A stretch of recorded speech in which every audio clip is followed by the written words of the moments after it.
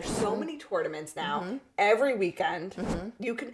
It used to be, and I miss this. It used to be there's one tournament 3 months from now, and everyone would like get excited about it. Did you sign up for that tournament? Yeah, and you're practicing for it. Literally, you could wake up on a Saturday morning and be like, I feel like doing a tournament tonight. And then there's a tournament. Lots of local tournaments. So many. I won't say too many, but too many.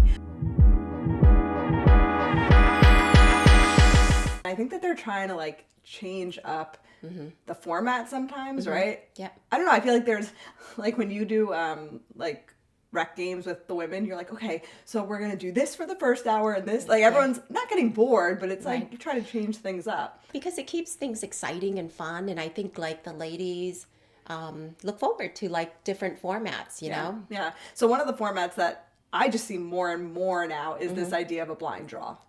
Right. And for me, what I like about a blind draw is just being able to sign up as an individual, right? Like, I know that you and I play together, but like it takes away that pressure, especially for people that don't have partners, regular partners. It takes away that pressure to like find a partner or play with someone. Right.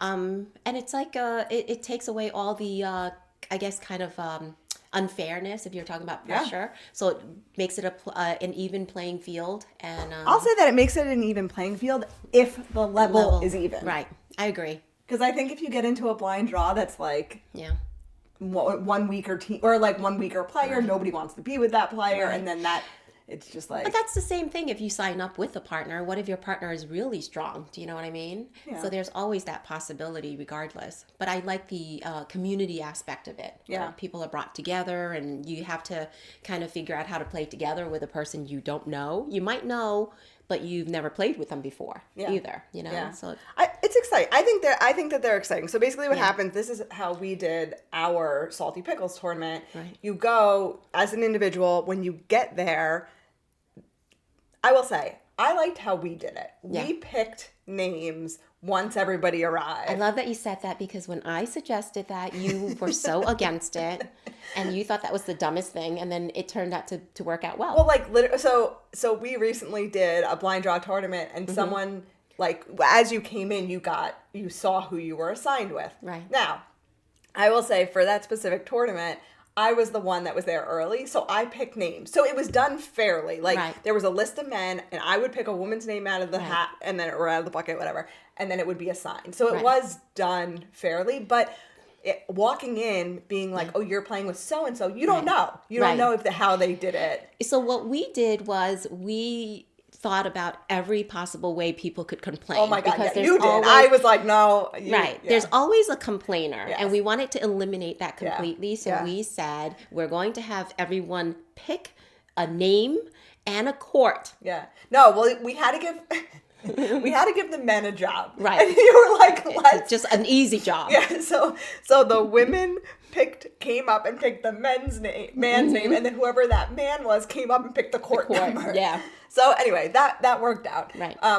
But so that's fun. I think that's like a fun way to do it. You know what? I think the reason we did that was because we've been in tournaments where we're like, oh my gosh, my bracket is so much tougher than your bracket. Yeah. You know, I wonder if that was done on purpose. Like you always have like a little suspicion. Yeah. You don't know. Okay, just to go back. So a blind draw tournament, you go, you show up, you don't have a partner, then you get assigned a partner, and that's your partner for the day. So there are ones that you switch partners every game, which is like a rotating partner situation. But this is like, no, you've basically been assigned to someone. Right. So it's really, really important if you sign up for a blind draw tournament that you have a good personality. Seriously. Because honestly, you're now stuck with someone that you've never played with before for the entire night. Yeah. So like, you have to have good vibes. Because if you don't have good vibes, it's going to suck for probably not only you, unless that's how you live your life, but it's going to suck for the person that gets stuck with you. Right? It rubs off while you're playing too. Absolutely. You know? Absolutely. Right. And you can do this with women or with women's doubles or mixed. And I like both. Or men's. That's right. That's true. I always forget the men. I was like, you can only do it with women. Leave them out. Yeah. So, and I think, I think blind draw, again, we talked about like being nice for like, if you don't have someone that you regularly play with, it's a great way to meet people and go. But I think it's a good way to like test your skills and like knowing that you've never played with this person, and it's different than rec, right? Because like rec, sure, you play blind basically all the time. If you go to open plays, you're constantly on the court with new people who you've never met. Right. But when you have to play an entire tournament with them, it's totally different. Right. It could either break your partnership or make your partnership, you know? And I've seen people who have done that and played with one person who you're like, oh, that person's really good. They're really lucky to have them. Yeah. And it turned out to be like a disaster Oh, because they didn't jive or play well together. And then they played with somebody else in a different tournament in the same format and did really well. Yes. And you could tell that they really played well together on the court, you know? There was communication going on, stuff like that. I remember in one tournament, exactly what you're saying. Like a strong male and a strong female got paired up. I'm not going to say who they were because they're sitting at this table. And we were like, oh my God, they're going to be a great team. And they just didn't. I'm saying they. It's you. Was it me? Yeah. When? Really? Yeah. You and your partner, right? Like both really strong pickleball players, and for some reason that day there just wasn't that connection. But I think when you what happened was, I'll tell you exactly. I'll tell you exactly what happened. It was because, in my view, he is up here and I am down here, so I played completely intimidated the whole time. And he was the nicest player. He was so accommodating, so encouraging, but I was just so nervous playing with this amazing player that I didn't perform. I'm just saying, you never know. Luck of the draw, right? You might think these two players are really strong. These two players have never met. They're not, and then all of a sudden they're like great. Like, so it's really just based on pure. It's based on skills, but it's based on luck. It's based on personality, I think, and communication. Like, I've been really lucky with blind draw partners as well. And just, you never know. We have a friend who literally has the worst luck with blind draw partners. Like, she comes to these tournaments, and there's been a few of them now. And so the last one we were at, everyone's getting names pulled, and we know most of the players there. So I'm like, oh, okay, so-and-so. And it comes to her, and she pulls the name, and they say the guy's name. I'm like, I don't know who that is. Like, I've never heard of this guy. And we're looking around for him, and we've never heard of the name. We're like, literally, everybody's like shouting his name. Like, hello, are you doesn't here? respond. Are you here? And it was awful for her. I mean, he was such a bad sport. Like, I remember when we played them, it was maybe like the second point or something like that of the game, and he missed it and slams his paddle. Second point of the game. Like, you have so much more game to play. Like, do that when it's like 10 whatever, 9 whatever. And he would like explode, hit the wall at one point. Oh my God. Like, it sets the tone, for the rest of... Did you hear what he did? He walked in and said to our friend, "Are you a good player?" No. And do you know what her response was? What? She's so funny. She goes, "I don't like to talk about myself. Ask my friends." And then he goes, that's a great answer. And then he goes, "Are you competitive?" And she was like I said, I don't like to talk about myself. Oh my gosh. Because like, who says that? You don't walk into a blind draw tournament and get paired up with someone you don't know and say, "Are you good?" Right. Well, how are they supposed to respond to that? Right. Well, this person is so self-assured, right? That they think that, why would you sign up for a blind draw? If you're going to like belittle your partner within... And you want a particular type of player. Yes. No. Did you not look at the rating? This is the rating. If you think you're above that rating, don't play it. And he wasn't. Right. So. And the reason I'm so angry about this, and I can say I'm angry, is because we have witnessed people who should not enter a blind draw. Because if these people join, and I know that they've joined, I will withdraw my name because it kills the experience. Yeah. You have to go into a blind draw tournament without expectation. I mean, honestly. And that doesn't mean lower your expectations of how you're going to play and how you're going to perform. Right. But you don't know what your partner's going to be like. You don't know what the other teams are going to be like. You just have to have fun. Like, you have to be willing to just have fun. That's it. I don't think you should lower your expectation. Yes, have high expectations, but don't go in saying, "Are you good?" And then slam your paddle. Yeah. What gave you the right to take away my fun? Yeah. Yeah.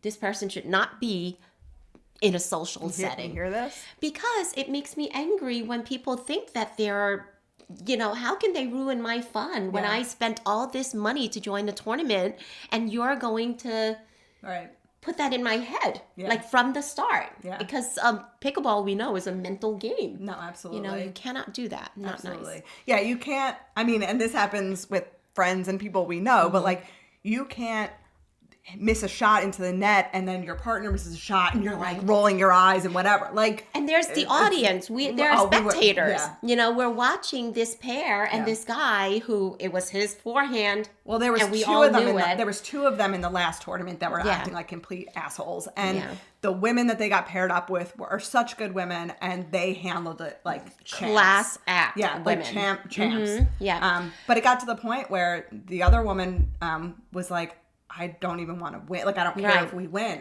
Because she wanted to end it. She didn't want to be on the court with this person anymore. And it made us angry. And when they walked off the court, we were all cheering for her and saying what a great job she did. He had to feel it. And no one said anything to him. And I just want, because we know that we talk about men a lot on this podcast, I just want to say that we've been in a female blind draw where something similar has happened, where a woman thought that she was so above and beyond the level of her partner that she just bitched and complained the entire time. At the very beginning. From the very beginning. Right. And we all rallied around her partner. Right. And I think that's what happens in these scenarios, especially when you're playing local. But we don't forget that this person complained in the first game. They played their first game, and we all know the first game is a tough one. Right. It's kind of like your warm-up game. You're still tight or whatever. You're not playing your best game.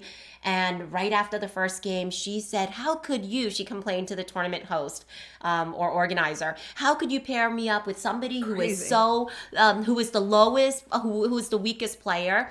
And guess what? In the very end, her partner led her to the gold. Yeah. They won gold. And it wasn't because of her. Yeah. It was her partner. Yeah. It's crazy. So shame on that person. We've talked about this. Like, we would have walked off the court. Like, I would have been like, I'm done, I'm going home. And actually, I think in that instance, she almost did. Right. Like, I think there was like a moment of like, until we all rallied around her and gave her like this open public support. Yeah. We openly kind of shamed this person for being so vocal and rude. Right. Right. But I think there is like, for me, like going back to like why we enter blind draw tournaments, like I think there is like an excitement. It right? is. Like, I think there's like, again, like you said, like have expectations, but I think you're kind of like, until you get there and find out who your partner is, and if you know them, you kind of get excited. You're like, oh, like maybe we have a chance, right? Like if you get that partner that you wanted, right. Let's see how I do in this scenario. And like we said, like if the level is right, if the level across the board, if the tournament director has done their job, and all the people are competing on the same level, you're gonna have really, really amazing. They were good games. They were great games. They were great games. I think we talked about this a little bit. Like, I think it depends on the guy you get, like especially at the level. So we're playing 4-0 plus, and I think that it became a little bit of like a banging fest, right? A little bit like the men were kind of like one guy would drive and the other guy's driving harder at him, and it kind of became a little bit of that. Oh, thank you for bringing that up. Yeah. So, my question is, do you, when we watch the pros play, I know we don't talk about the pros a lot, but when we watch them play, they take a lot of the court. Sure. Probably like 90% of the court, even though we know Annalie Waters can, play against her opponents. But we saw a lot of that at that tournament where the male took a lot of the court, and unnecessarily, in my opinion. Sometimes, yes. So what do you think about that? At our level, do we do that? Should we do that? Do you know what's funny? Like, I'm a very... God, there's so many words. There's so many words to describe me. I'm a very like... I don't know. I want to say like dominant player, but like that's so. If I'm playing with a woman, you want to play. If I'm playing with a woman, though, I will, and I'm on the left. I will step over. I will take those balls. I will. So like I play a little bit more of that like position. But you have to agree with your partner, right? Sure. Sometimes my partner, depending on who they are, you'll know who it is, but they're like, stay in your lane. I'm like, whatever. Stay in your whatever, lane. girl. I think I know. But no, so I understand like that, like wanting to control the court a little bit. But my point is, when I get on the court with a guy, especially one that I don't play with regularly, which is what that last blind draw tournament was, and I know that they're a strong player, I get really timid. I think. And I'm like, okay, I'll stay on my line. Like, what do you need me? And I don't play like bad, but I think I play a little less aggressive. I start making more mistakes. Not yourself. Not myself. Right. But I'm like, but if I felt like the alpha on the court, I would be like all over the place doing what I do. I think that there should be an agreement. If you're going like a contract? No, not a contract, but like it's part of the strategy, right? Sure. So if you step on the court with a male, it's mixed. If they say, hey, how do you feel about me taking like a certain amount of court? Yes. Or whatever. Which my partner did. Right. Yes. I think that that's the way you should go. But I think that a lot of males go into these mixed partnerships thinking that they should automatically take more of the court. I'm thinking, no, they shouldn't have done that because, they got themselves in trouble. Yeah, it was not necessary because their female partner was there and ready, and yet they went and took the ball and with their backhand, which was unnecessary, so I saw a lot of that, and my partner, who is an awesome player, knocked the paddle out of my hand and my paddle went flying across the court to the other side. Yeah, and you said he still played. He kept playing. He kept playing. Were you just like standing there? Like, I was like, what can I do now? I can't run and get my paddle. I would have, if I were you in that situation, I would have run off the court to not get in his way. Well, I did. I was standing pretty much off the court, and I just let him kind of do his thing. He's basically playing singles. Obviously, he's playing singles at that point. And I'm not really sure if that was my ball. I'm thinking that it might have been his ball, and I stuck my paddle in, and I felt very apologetic about it, But my point is that, I guess they take a lot of the court. So doing a local line draw tournament is like one thing, right? Mm-hmm. Driving like 30 minutes, 40 minutes, whatever, blah, blah. It's a few hours. The people that go to different states, Florida, Arizona, New Jersey, even, whatever, and they'll like go, say like you and I went on vacation together, right? We would obviously do women's together, but I've discovered that I understand now why people sign up for random partners in the other brackets, because it's not that it's worthless to go and do one, but it does feel like a waste. Like you're there, and usually you get a discount if you do the others. Yeah, it's a lot cheaper. Yeah. And why not? You're there. Right. And when you're in that environment where everyone is playing and going onto this court and that court, you want to be playing. Yeah, you feel like when you're like, oh, I could have done this and I didn't, whatever. Well, we have regrets about that. Yeah. We did that in Dallas where we only went for women's doubles and we didn't do the random partner thing, and we regretted it tremendously. Yeah, so we would definitely do, I guess it's like, it's not a blind draw tournament, but you sign up and you get a random partner. Yeah. But can you imagine like the impact of like what we're talking about where you get like a shitty partner? The impact of that must be like compounded by like so much more when you've traveled and then you get a shitty experience. Right. But I think that like when you're there already, you're going to make the best of it. Right. And it's a real big test of your, I don't know, endurance or whatever. Mental endurance. Definitely. Definitely. Yeah. But we heard a success story where one of the people that we know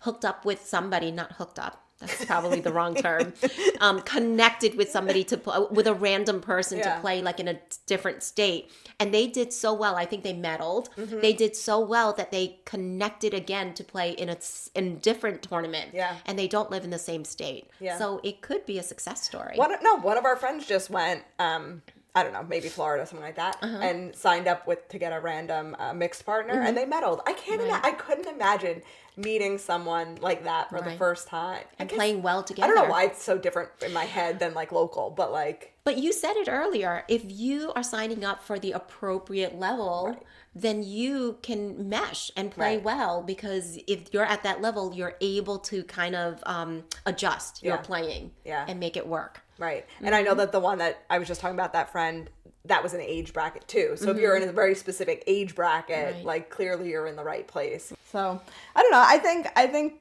blind draw tournaments, again, like a really great way. And Yeah. they have them at all levels, but I think it's a really great way to meet people. You know, you go to a lot of open plays and stuff like that when you're first starting, but I think blind draw tournaments gives you that competitive So much fun. advantage. You know, not competitive advantage. It gives you that like chance to play in a competitive environment, even if you don't know anyone. And it's challenging because yeah. you do have to like change up your playing a little bit and test out your skills to see if your skill can apply to whoever you play with, Right, you know, right. or work with whoever you play with. Yeah. And it's good. It's not, you know, we compared it to like when you go to open plays, you play with a different partner every time. It kind of is the same thing. Right. But this is right. Like you have to continually communicate. It's not like you play one game and you're like, oh, thank God I don't have to get on the court with them again. Right. Like, no, you have another game. You have to figure out what you're doing.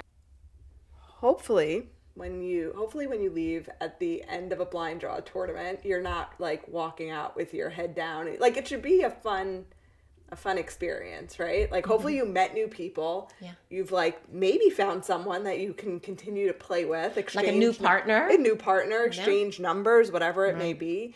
I think though 95% of the people that we spoke to said that they would sign up for a blind draw again. Yeah. You know, because it's a lot of fun. Yeah. I was gonna say I would like to see like the list ahead of time to see the people who are playing, but that would kind of defeat the purpose of the blind. Well, I would only ask to see the list if that one guy signed up. I would pull out my name. Those two guys. Those two people. Yeah, that's funny. And I almost hope that they know who they are.